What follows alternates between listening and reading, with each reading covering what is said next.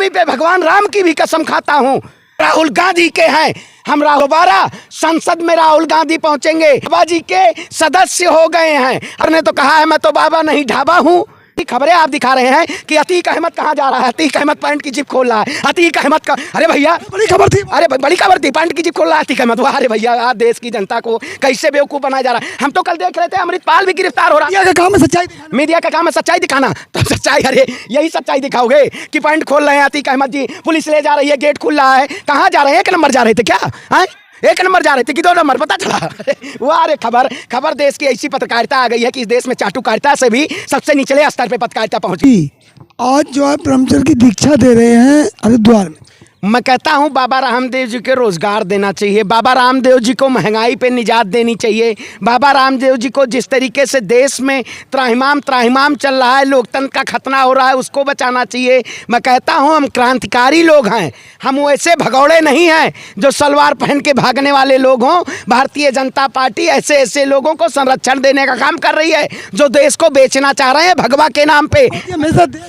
कौन से देश हित की बात की है? 2012 के बाद बाबा रामदेव का कोई बयान नहीं देखा होगा। जब से 2014 में भारतीय जनता पार्टी सत्ता में आई है उसके बाद कोई बयान नहीं आया है। अब बाबा रामदेव को देश में महंगाई नहीं दिख रही है। जो लोग हिंदू राष्ट्र के नाम पे देश को बरगलाना चाहते हैं उनको मैं कह देना चाहता हूं उनके ऊपर मुकदमा होना चाहिए। क्योंकि अगर इस देश में एक मानहानि केस में किसी को संसद की सदस्यता छीन ली जाती है, जो लोग देश को तोड़ना चाहते हैं, देश में षड्यंत्रकारी ऐसे रचना चाहते हैं, उनके ऊपर मुकदमा होना चाहिए और देशद्रोह का मुकदमा होना चाहिए। बागेश्वर ने कहा सभी लोग यही से बाबा को सब यही रहेंगे। अरे बाबा बागेश्वर ने तो कहा है मैं तो बाबा नहीं ढाबा हूँ, तो इसका मतलब वहाँ खान पान सम्मान खाना होना चाहिए।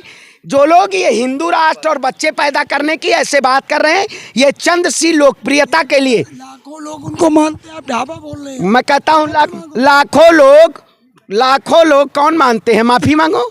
क्या हम बाबा से माफी मांगे? अरे भैया लग रहा है आपका भी पर्चा खुल गया है। पत्रकार भाई उनका भी पर्चा खोल दिया बाबा जी ने। ये बाबा जी के सदस्य हो गए हैं। आप भी गए हैं क्या कभी बागेश्वर धाम? पर्चा खुलवाए हैं अपना? देखिएगा नहीं पर्चा की जगह कुछ और खोल दिया जाए। है पर्चा की जगह कुछ और खोल दिया है। क्योंकि आजकल बाबा पर्चा के नाम पे बहुत सारे ऐसे कर्मकांड करने लगे हैं। ये लोग केवल चोला पहन के अपने आप को बचना चाहते हैं।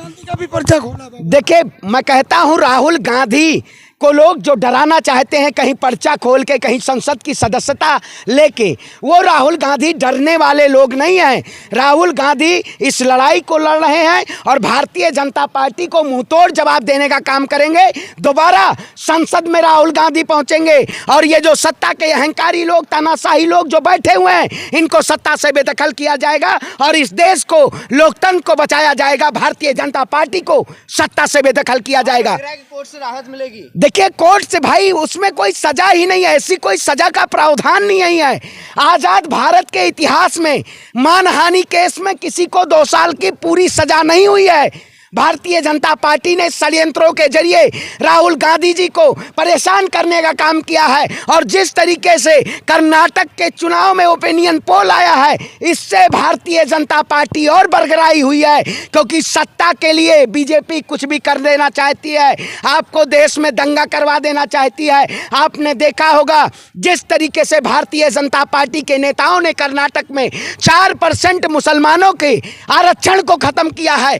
कहीं ना कहीं कर्नाटक में एक नए एजेंडे के जरिए पूरी तरीके से देश में हिंदू मुसलमान के नाम पे सत्ता पाना चाहती है। मैं कहता हूं देश के प्रधानमंत्री गद्दी छोड़ेंगे और राहुल गांधी देश की सत्ता पे बैठने का काम करेंगे।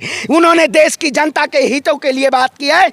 मोदी जी ने देश के जनता को लूटने का काम किया है। आरिफ हैं, उन्होंने सारस को अपने घर में रखा है, उनके ऊपर केस। मैं कहता हूं सारस उदास है। ये कैसा अमृतकाल है? मोदी जी के अमृतकाल में पक्षियों को, आप बताइए, अगर किसी का मित्र इंसान भी हो सकता है, किसी का मित्र पक्षी भी हो सकता है, वो भी मानवीयता है। लेकिन पक्षी को घर में देखिए, आप बताइए, अरे देश के प्रधानमंत्री नरेंद्र मोदी जी जब मोर को दाना खिला रहे थे, भाई मोदी जी के ऊपर देश में केस लगना चाहिए। वो भी तो पक्षी को कैद किए थे।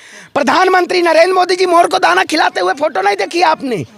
क्या देश में अगर कोई भी अगर ऐसे पक्षी पालता है तो उनको जेल की सलाखों के पीछे डाल दिया जाता है? ये भारतीय जनता पार्टी धर्म और समुदाय, अगर वही योगी आदित्यनाथ कहते हैं कि मैं तो शेर पालता हूं, मैं तो बंदर पालता हूं, जो लोग बंदर को कैद रखते हैं, शेर को कैद रखते हैं, उनको जेल की सलाखों के पीछे नहीं डालना जाना चाहिए। ज्यादा फोटो खिंचवाने गए थे। देखिए मैं कहता हूं, अच्छा योगी जी नहीं जा पाए तभी दुख है। योगी आदित्यनाथ जी नहीं जा पाए, रे ढोंगी लोग हैं, ये सत्ता पे काबिज हो गए, ये देश की जनता को गुमराह करना चाहते हैं। आप बताइए क्या योगी जी आज अडानी मामले पे नहीं बात करना चाहते?